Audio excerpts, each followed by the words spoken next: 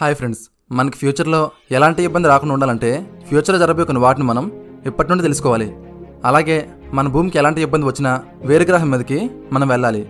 అలాగే ఏ గ్రహం అయితే మనం జీవించడానికి అనుకూలంగా ఉంటుందో ఇప్పటి నుండి తెలుసుకోవాలి. అయితే ఇవన్నీ మనం తెలుసుకోవాలంటే మనకి మన గ్రహం గురించి అలాగే మిగతా గ్రహాల గురించి ఫుల్ ఇన్ఫర్మేషన్ తెలియాలి. ఈ ఇన్ఫర్మేషన్ని మనకు అందజేయడానికి స్పేస్లో మన కోసం కొన్ని స్పైలు ఉంటాయి. అవే శాటిలైట్స్.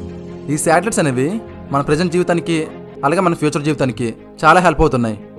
మన భూమిపై ఎక్కడ ఎక్కువగా వర్షాలు వస్తాయి, ఎప్పుడు తుఫాను వస్తుంది, అలాగే ఎటువైపు నుండి బలంగా గాలులు వేస్తున్నాయి, అలాగే మన భూమి యొక్క వైశాల్యం ఎంత, అలాగే భూమిపై ఎంత పర్సెంటేజ్ వాటర్ ఉంది, భూమికి చంద్రుడికి మధ్య దూరం, భూమికి మిగతా గ్రహాలకి మధ్య దూరం, సూర్యుడికి భూమికి మధ్య దూరం, అలాగే ఏ గ్రహం ఎలా ఉంటుంది, ఎలాంటి గ్రహంపై మనం జీవించే అవకాశాలు ఉన్నాయి, ఇలాంటి చాలా విషయాల్ని ఈ శాటిలైట్స్ మనకి అందజేస్తూ ఉంటాయి. సైంటిస్టులు మన యూనివర్స్ కోసం స్టడీ చేస్తూ ఉంటారు. ఆ యూనివర్స్ యొక్క ఇన్ఫర్మేషన్ని ఈ శాటిలైట్స్ ఇస్తూ ఉంటాయి. మరి ఇంత ఇన్ఫర్మేషన్ కలెక్ట్ చేస్తున్న శాటిలైట్స్ ఎలా పనిచేస్తాయి? శాటిలైట్ యొక్క వర్కింగ్ని కంప్లీట్గా తెలుసుకోవాలనుకుంటే వీడియోని ఎండ్ వరకు చూడండి.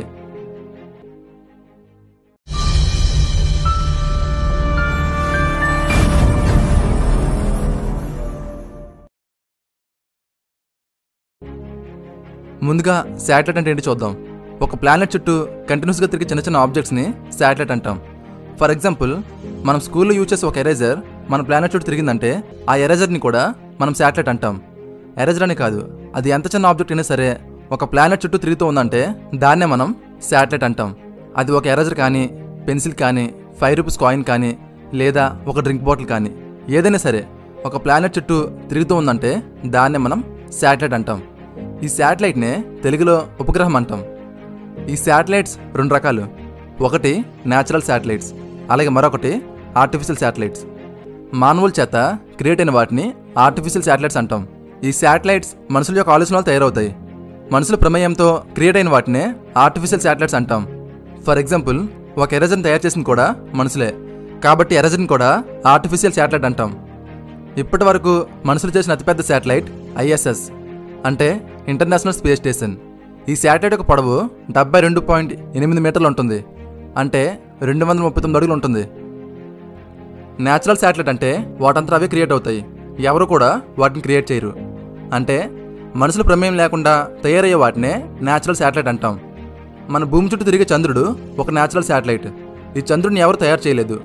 మనం పుట్టకముందు ప్రకృతి విపత్తుల వల్ల ఆటోమేటిక్గా క్రియేట్ అయింది, కాబట్టి దీన్ని న్యాచురల్ శాటిలైట్ అంటాం. ఈ శాటిలైట్స్ భూమి చుట్టూ తిరగడానికి వీటికంటూ ఒక వే ఉంటుంది. వాటినే ఎర్త్ ఆర్బిట్స్ అంటాం.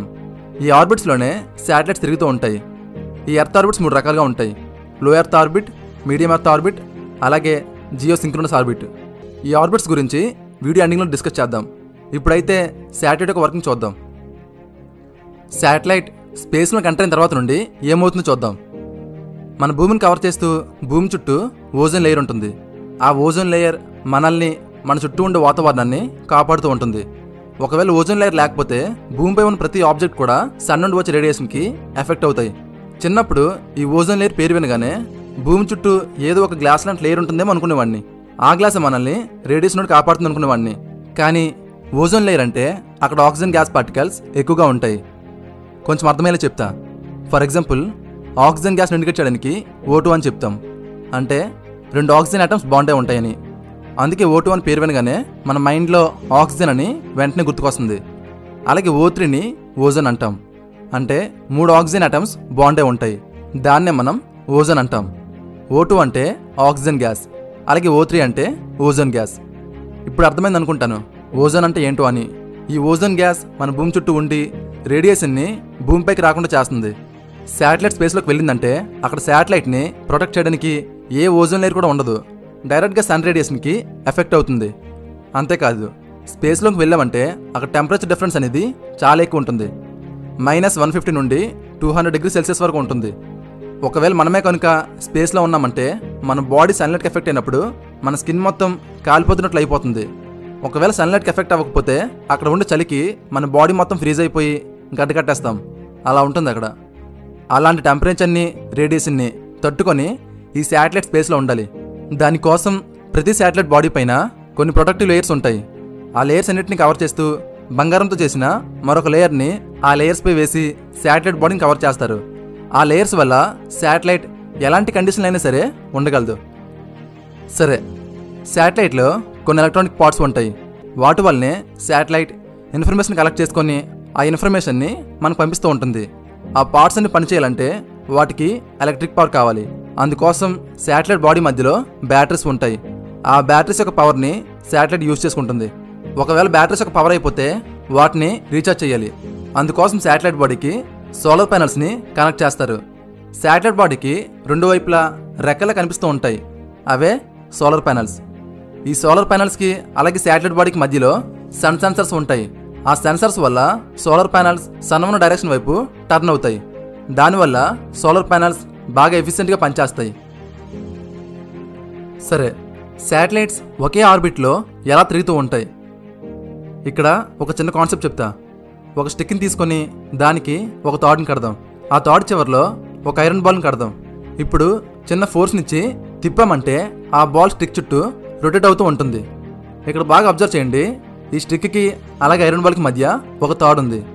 దానివల్లనే ఈ ఐరన్ బాల్ అనేది స్టిక్ చుట్టూ తిరుగుతూ ఉంటుంది. ఒకవేళ తాడు లేకపోతే ఐరన్ బాల్ ఏదో ఒక వైపు స్టిక్ నుండి దూరంగా వెళ్ళిపోతుంది. ఒకవేళ ఐరన్ బాల్ బాగా స్పీడ్గా తిరిగిందంటే అప్పుడు తాడు తెగిపోయి బాల్ వేరైపోయి ఏదో ఒక వైపు వెళ్ళిపోతుంది. సేమ్ ఇదే కాన్సెప్ట్ స్పేస్లో అవుతుంది. ఇక్కడ సెంటర్లో ఉన్నది భూమి. భూమి చుట్టూ తిరిగింది శాటిలైట్. శాటిలైట్కి భూమికి మధ్య ఉన్నది భూమి యొక్క గ్రావిటేషనల్ ఫోర్స్.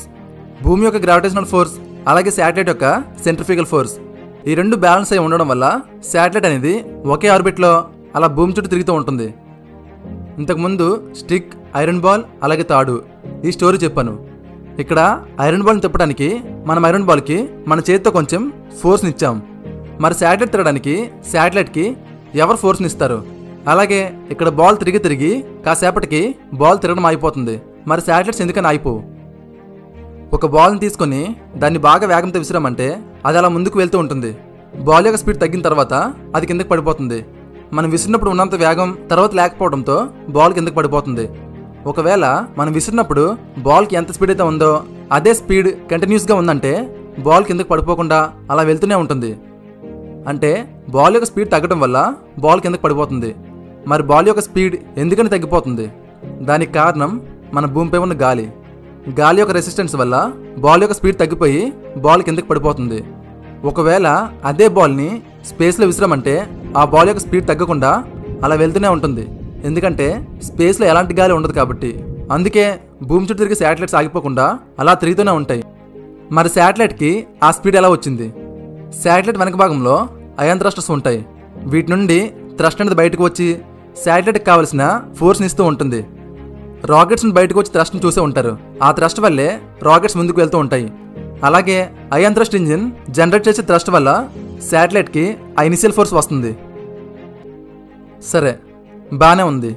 కేవలం శాటిలైట్ని ఆర్బిట్లో పంపడం కోసం మాత్రమే శాటిలైట్కి అయాన్ థ్రస్ట్ ఇంజిన్ యూజ్ చేస్తారా అంటే కాదు. శాటిలైట్స్ అనేవి భూమి చుట్టూ తిరిగినప్పుడు కొన్నిసార్లు ఆర్బిట్ మిస్ అవుతూ ఉంటాయి. ఆ టైంలో శాటిలైట్ మళ్ళీ ఆర్బిట్లోకి ఎంటర్ అవ్వడానికి ఈ థ్రస్ట్ ఇంజిన్స్ పనిచేస్తాయి. అలాగే కొన్ని శాటిలైట్స్ వేరే గ్రహం దగ్గరికి వెళ్ళాలన్నా ఈ థ్రస్ట్ ఇంజిన్స్ పనిచేస్తాయి. అలాగే ఆర్బిట్స్ 3 రకాలని చెప్పాను. శాటిలైట్ ఈ జియో సింక్రోనస్ ఆర్బిట్లోకి రావాలంటే ఈ లో ఎర్త్ ఆర్బిట్ నుండి రావాలి. అలాంటప్పుడు కూడా ఈ థ్రస్ట్ ఇంజిన్స్ పనిచేస్తాయి. ఒకవేళ వీలైతే ఫ్యూచర్లో ఈ అయాన్ థ్రస్ట్ ఇంజిన్ మీద ఒక వీడియో చేస్తాను. సరే, ఎర్త్ ఆర్బిట్స్ 3 రకాలు: low earth orbit, medium earth orbit, geosynchronous orbit. ఈ 3 ఆర్బిట్స్లో కలిపి టోటల్గా 4900 శాటిలైట్స్ ఉంటాయి. వాటిలో యాక్టివ్లో ఉన్న శాటిలైట్స్ 1900 మాత్రమే. మన భూమిపై నుండి 160 కిలోమీటర్ల ఎత్తు నుండి 2000 కిలోమీటర్ల ఎత్తు వరకు లో ఎర్త్ ఆర్బిట్ ఉంటుంది. ఈ ఆర్బిట్లో తిరిగే శాటిలైట్స్ భూమిని అబ్జర్వ్ చేస్తూ ఉంటాయి. అంటే ఎక్కడ ఎక్కువగా చెట్లున్నాయి, ఏ ప్లేస్లో వర్షాలు పడే అవకాశం ఉంది, ఎక్కడ ఎండలు ఎక్కువగా ఉంటాయి, ఇలా ఎర్త్ని అబ్జర్వ్ చేసే ప్రతి పనిని కూడా ఈ లో ఎర్త్ ఆర్బిట్లో ఉన్న శాటిలైట్స్ చేస్తుంటాయి. ఈ శాటిలైట్స్ భూమికి దగ్గరగా ఉంటాయి కాబట్టి వీటిపైన భూమి యొక్క గ్రావిటేషనల్ ఫోర్స్ అనేది ఎక్కువగా ఉంటుంది. ఆ గ్రావిటేషనల్ ఫోర్స్ నుండి తప్పించుకొని తిరగడం కోసం ఈ శాటిలైట్స్ బాగా స్పీడ్గా తిరుగుతూ ఉంటాయి. ఒక హాఫ్ అన్ అవర్లో భూమి చుట్టూ కంప్లీట్గా తిరిగేస్తాయి. అంటే ఎంత స్పీడ్గా తిరుగుతున్నాయో ఊహించుకోండి. జీపీఎస్ శాటిలైట్స్ కూడా ఈ లో ఎర్త్ ఆర్బిట్లోనే ఉండాలి. కానీ లో ఎర్త్ ఆర్బిట్లో ఉంటే శాటిలైట్ బాగా స్పీడ్గా తిరుగుతూ ఉండాలి. ఆ స్పీడ్ వల్ల నావిగేషన్ క్యాల్కులేషన్స్లో యాక్యురసీ మిస్ అవుతుంది. అలాగే భూమికి దగ్గరగా ఉండడం వల్ల భూమిని కవర్ చేయడానికి ఎక్కువ శాటిలైట్స్ కావాల్సి ఉంటుంది. అందుకే జీపీఎస్ శాటిలైట్స్ని ఈ లో ఎర్త్ ఆర్బిట్లో పెట్టకుండా మీడియం ఎర్త్ ఆర్బిట్లో పెడతారు. భూమి నుండి 2000 కిలోమీటర్ల ఎత్తు నుండి 35,700 కిలోమీటర్ల ఎత్తు వరకు ఉండే ఆర్బిట్ని మీడియం ఎర్త్ ఆర్బిట్ అంటాం. ఈ ఆర్బిట్లో నావిగేషన్ సంబంధించిన శాటిలైట్స్ ఉంటాయి. ఈ శాటిలైట్స్ భూమి చుట్టూ కంప్లీట్గా తిరగడానికి హాఫ్ డే టైం పడుతుంది, అంటే 12 గంటలు. భూమి నుండి 35,746 కిలోమీటర్ల ఎత్తులో జియో సింక్రోనస్ ఆర్బిట్ ఉంటుంది. ఈ ఆర్బిట్లో ఉన్న 3 శాటిలైట్స్ కంప్లీట్గా ఎర్త్ మొత్తాన్ని కవర్ చేసేస్తాయి. ఈ ఆర్బిట్లో ఉన్న శాటిలైట్స్ కూడా వాతావరణం చెక్ చేస్తూ ఉంటాయి. అలాగే కమ్యూనికేషన్ కోసం కూడా యూజ్ చేస్తూ ఉంటారు. ఈ ఆర్బిట్లో ఉన్న శాటిలైట్స్ భూమి చుట్టూ కంప్లీట్గా తిరగడానికి ఒక రోజు టైం పడుతుంది, అంటే 23 గంటల 56 నిమిషాల 4 సెకండ్ల టైం పడుతుంది. ఈ జియో సింక్రోనస్ ఆర్బిట్లోనే మరో ఆర్బిట్ ఉంటుంది, దాన్నే జియో స్టేషనరీ ఆర్బిట్ అంటాం. ఈ ఆర్బిట్లో ఉన్న శాటిలైట్స్ మన భూమి యొక్క ఈక్వేటర్ని అబ్జర్వ్ చేస్తూ ఉంటాయి. ఇది ఫ్రెండ్స్ ఈరోజు వీడియో. ఈ వీడియో మీకు ఏమాత్రం ఇన్ఫర్మేటివ్ అనిపించినా ఒక లైక్ చేయండి చాలు. ఇలాంటి చాలా ఇన్ఫర్మేటివ్ వీడియోస్ త్వరలోనే వస్తూ ఉంటాయి. అందుకోసం మీరు మన ఛానల్ని సబ్స్క్రైబ్ చేసుకోవాలి. అలాగే ఈ వీడియోని మీ ఫ్రెండ్స్ అందరికీ షేర్ చేయండి.